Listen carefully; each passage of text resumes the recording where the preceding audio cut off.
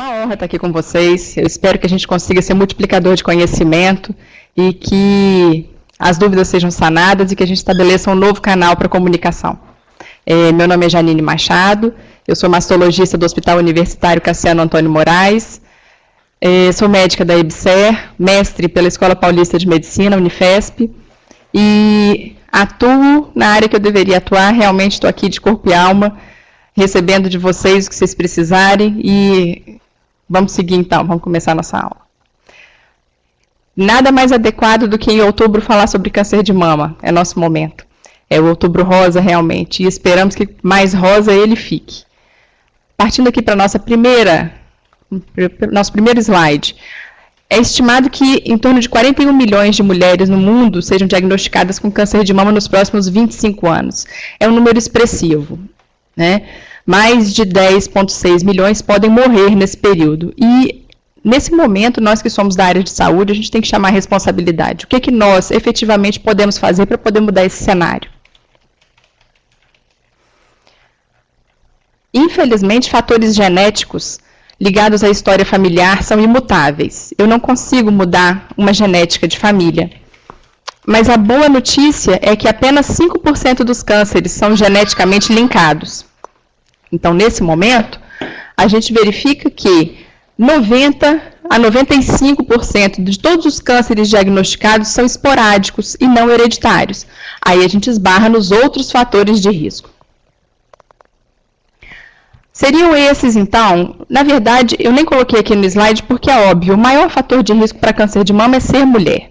Então, partindo desse pressuposto, eu já consigo englobar uma população que, mesmo assintomática, tem que atentar para o assunto.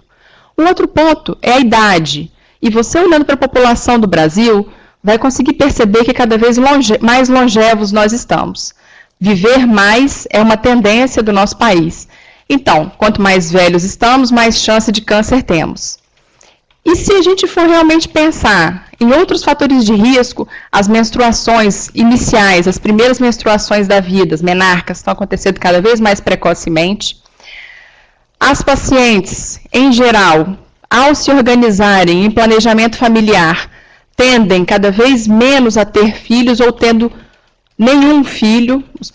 Os casais atualmente se planejam a ter poucos filhos, e quando vão ter filhos, vão os ter com a idade mais avançada. Veja, esse é um perfil social.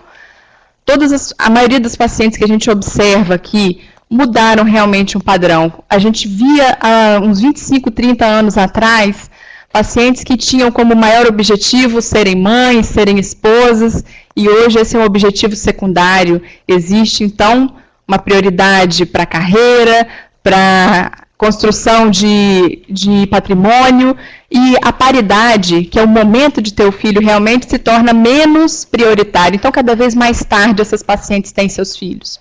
É verdade? Então, quem já tem um tumor de mama ou ovário prévio também é uma paciente de risco. A paciente que vai menopausar mais tardiamente, ela também tem outro fator de risco.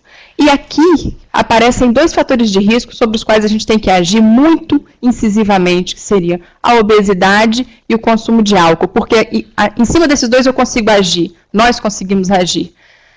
A obesidade, principalmente pós-menopausa, é um fator de risco para câncer de mama muito importante. Além disso, o uso de hormonioterapia, seria terapia de reposição hormonal, ou o uso de anticoncepcional podem corroborar também com o risco.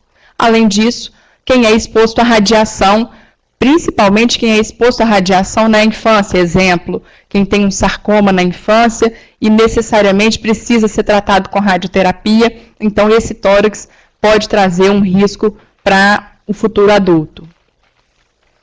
Então, pensando nos fatores de vida mutáveis, eu tenho que olhar um estilo de vida saudável. E aqui, eu sei que a vida atual, ela fala contra o que a gente prega todo santo dia. Mas o controle de peso, o controle dietético, o exercício físico, a abolição do tabagismo, evitar poluição, evitar pesticidas e álcool realmente é o nosso objetivo.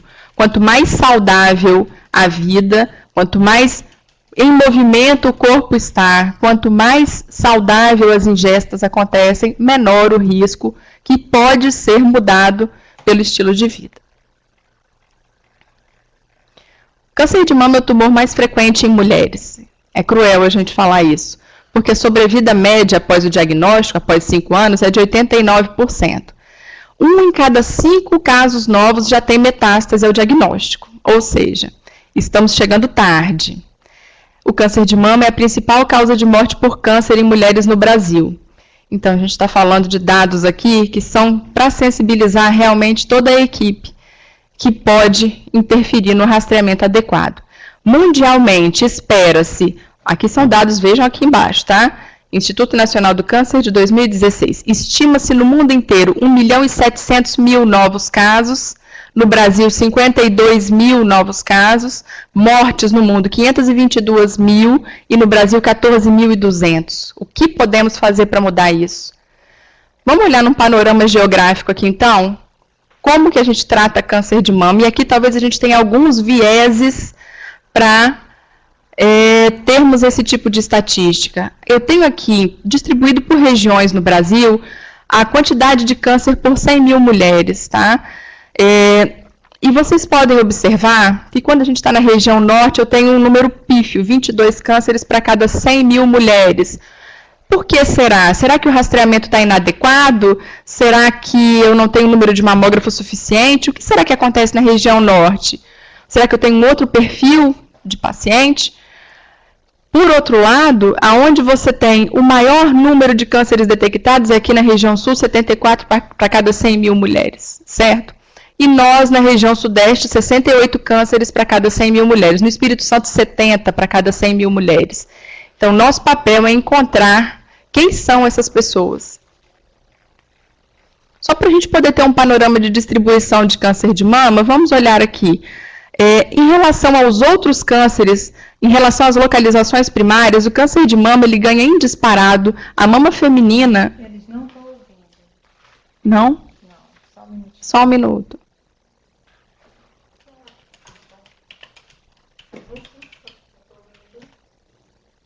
Conseguem ouvir? Ok, perfeito. Vamos dar andamento, então.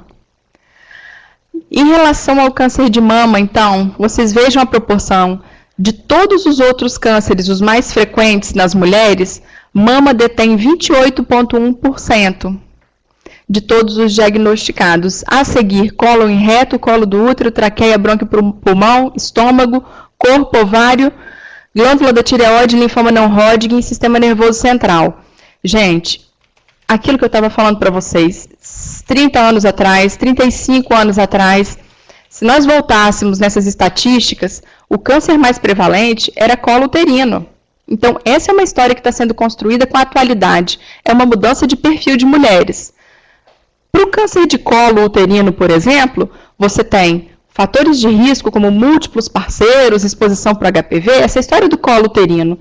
Agora, para a mama, temos um outro perfil de paciente, onde você tem o risco associado com a pouca paridade, associado com um estilo de vida ruim, que é o estilo de vida atual, os hábitos atuais, eles pedem essa rotina ruim, e as exposições a oncofatores, além da longevidade. Pensando em mama como anatomia, eu gosto muito desse slide porque ele é muito didático, mostrando aqui um corte sagital da mama. A gente exemplifica a presença desde a ramificação mais larga, que seria o ducto mamilar, se arborificando, se ramificando até a unidade ducto lobular terminal, aonde a grande maioria dos cânceres se origina histologicamente, ok? A mama, na verdade, é um órgão inserido na gordura. Então, você não tem uma anatomia muito bem definida.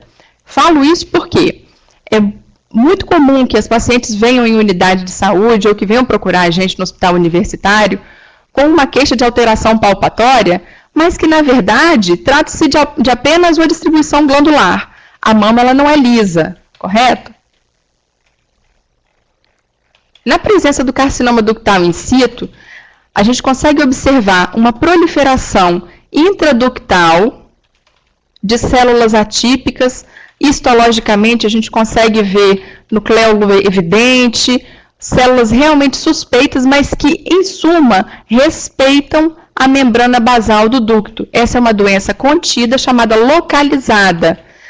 Se eu conseguisse fazer diagnósticos de carcinomas ductais in situ apenas, eu conseguiria oferecer uma grande sobrevida das pacientes.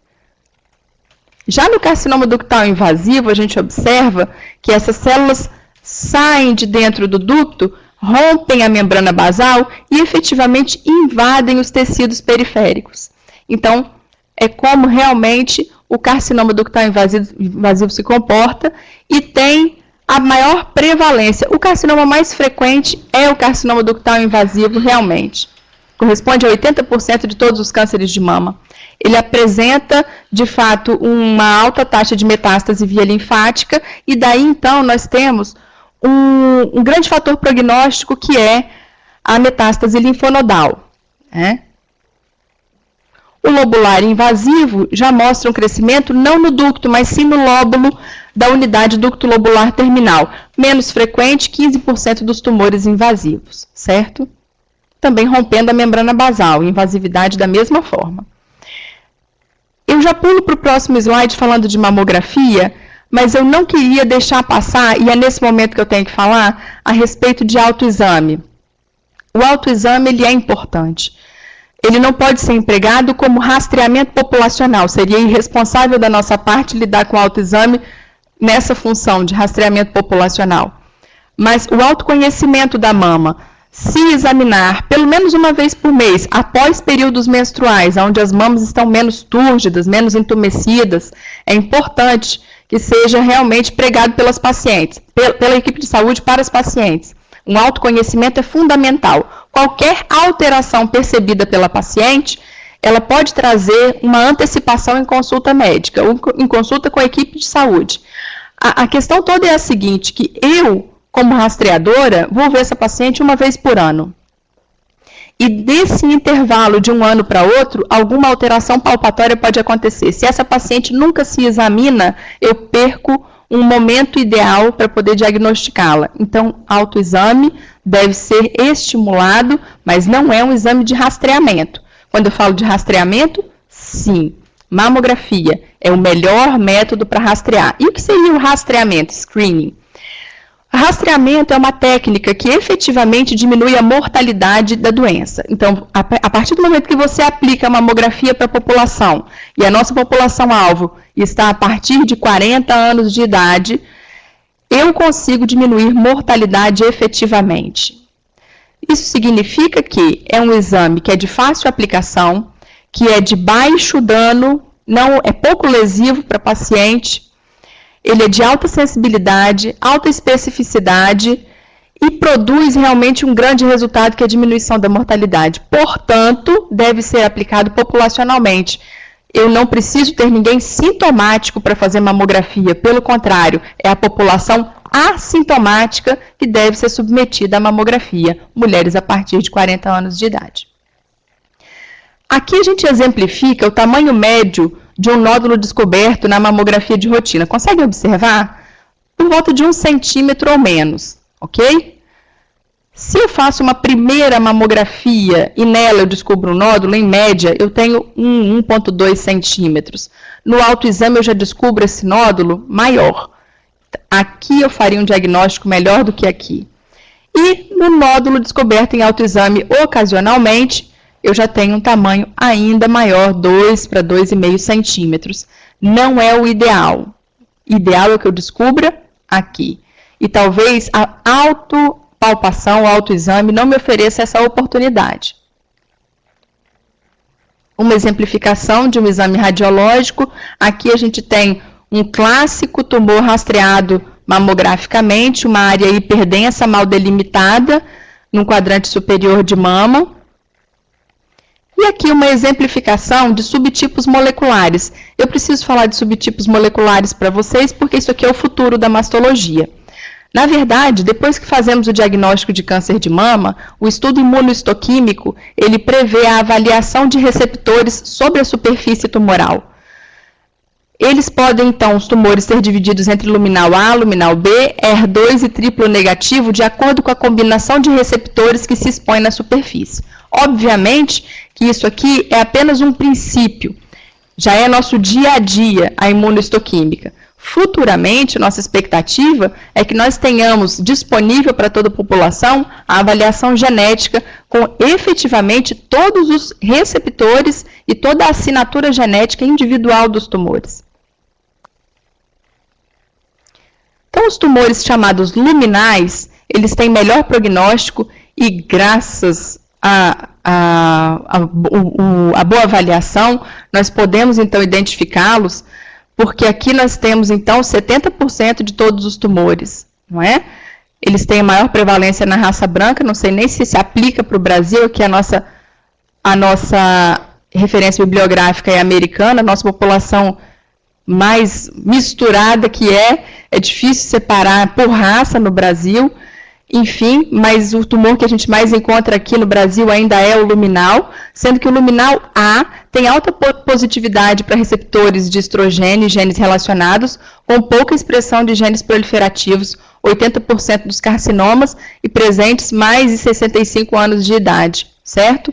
Então, os tipos luminais têm expressão positiva de receptor de estrogênio e progesterona. O luminal A, então, seria o nosso receptor hormonal positivo com o receptor HER2 negativo. O luminal B também tem o mesmo perfil, só que tem um índice de duplicação chamado Ki67, um pouco mais elevado, o ponto de corte para alguns estudos é de 15%. Quando eu tenho os três receptores positivos, receptor de estrogênio, receptor de progesterona e HER2, eu tenho o HER2 enriched, ou o tipo HER2. E quando os três receptores são negativos, eu tenho o pior tipo imunohistoquímico, que seria o triplo negativo ou basal-like.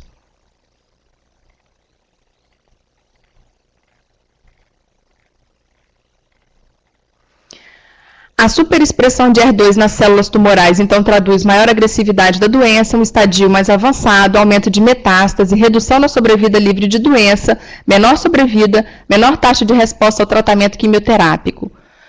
Em relação ao pior prognóstico, inúmeros estudos clínicos têm confirmado que a positividade do HER2 tem valor prognóstico reservado, especialmente naquelas que têm linfonodos positivos.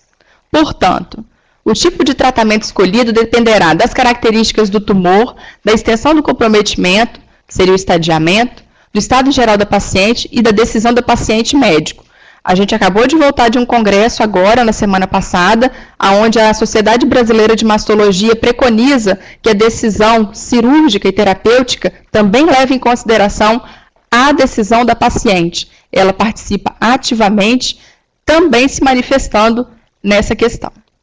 Após o diagnóstico, então, eu avalio a gravidade do câncer, qual é o estágio.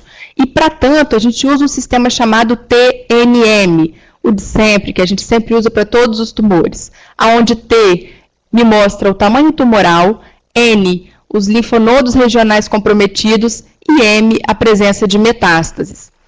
No estadio 0, eu tenho detectado, então, o carcinoma in situ, sem linfonodos comprometidos, como a gente mostrou, a membrana basal está íntegra e o crescimento está apenas dentro do ducto, restrito à mama. Então, o tratamento adequado para o carcinoma in situ me mostra uma sobrevida em 5 anos de 100%. Um sonho, não é verdade? Se eu conseguisse chegar nesse momento aqui em todas as pacientes, eu ofereceria sobrevida de 100%, afirmaria que câncer de mama é curável.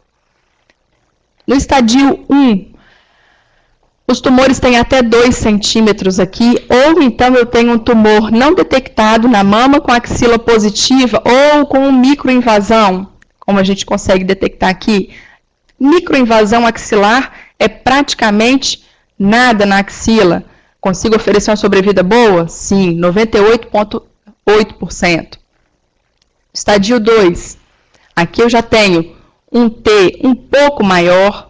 Os tumores eles podem vir aqui até 5 centímetros ou passar de 5 centímetros sem comprometimento à distância. E aqui eu tenho uma sobrevida de 93%. Estadio 3, ainda um pouco mais avançado, as axilas começam a ficar bastante comprometidas aqui, eu já tenho linfonodos coalescidos, ou nesse caso eu tenho linfonodos supra- e infraclaviculares comprometidos, daí a importância da gente fazer o exame físico adequado, palpando adequadamente a axila e região supra- e infraclavicular, aonde a gente pode detectar metástase também. Nesses casos, a sobrevida em 5 anos é de 72%. Já no estadio 4, vejam, gente, eu tinha 72% ali no estadio 3, no estadio 4 eu tenho 22% de sobrevida em 5 anos, eu não posso considerar essa doença curável mais. Aqui eu já tenho metástase à distância. Então, o objetivo desse tratamento é viver com melhor qualidade, é tentar viver cada dia que resta com qualidade.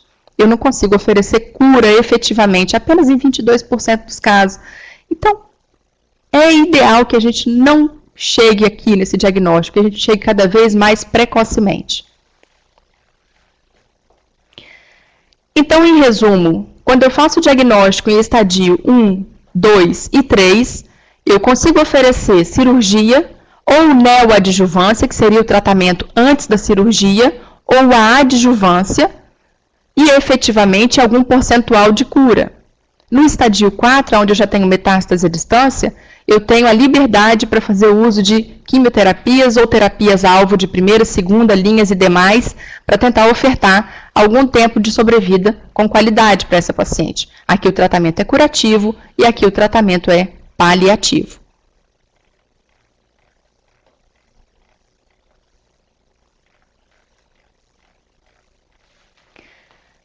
Tendo uma visão geral do tratamento, é bom que a gente saiba o que se faz para se tratar um câncer de mama. E outra coisa que a gente traz desse congresso da semana passada também, é que quanto mais somadas as terapêuticas, mais efetivas são as taxas de cura. Então, se eu conseguir lançar mão de maior número de terapêuticas possíveis, melhor para aquela paciente. A questão toda é que quem tem determinados tipos de receptores positivos, podem lançar mão de terapêuticas. Quem tem receptores negativos, a terapêutica não se aplica. Então, de uma forma geral, a gente pode observar que tratamos ou com neoadjuvância, ou com cirurgia, ou com adjuvância. Cirurgicamente, na década de 70, a mastectomia era o único tipo de tratamento. Naquela época, grandes incisões, grandes cirurgiões. E veja que hoje em dia, nossas técnicas são cada vez menos invasivas. A mastectomia radical modificada ainda hoje pode ser utilizada. Quando necessária, nós fazemos então a retirada da mama e fazemos a remoção dos linfonodos axilares. Seria a mastectomia radical modificada, a MADEM.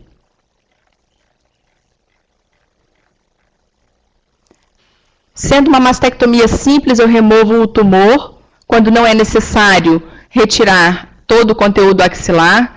Nesse momento, eu posso fazer uma pesquisa de linfonodo sentinela, que seria o representante da axila, e linfonodo esse que pesquisado, o sentinela, quando positivo, me diz que há metástase na axila, eu preciso esvaziar.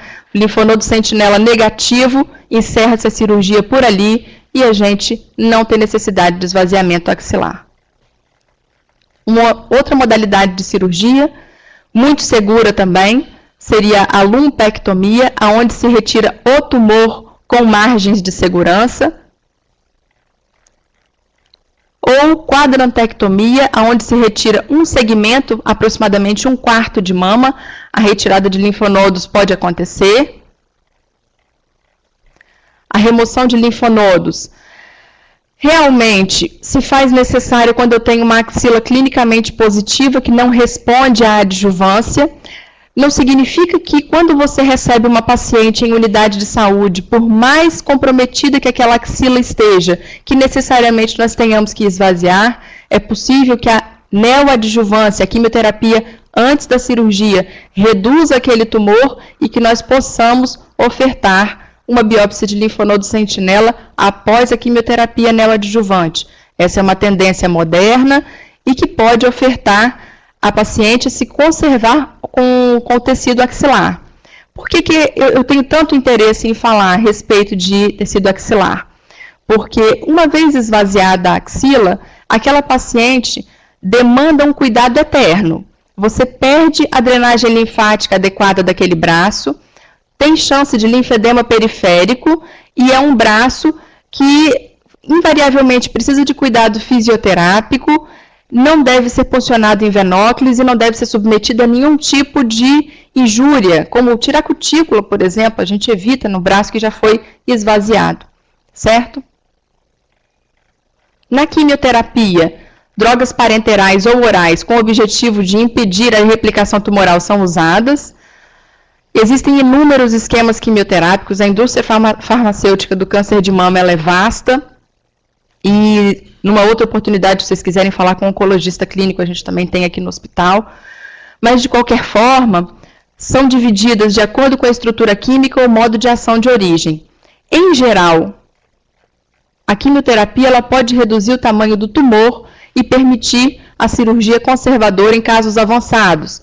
Uma paciente que era candidata a fazer uma mastectomia com esvaziamento axilar inicialmente, submetida à quimioterapia neoadjuvante, pode converter a sua cirurgia para quadrantectomia ou segmentectomia, lumpectomia, com pesquisa de linfonodo sentinela. Muito obrigada.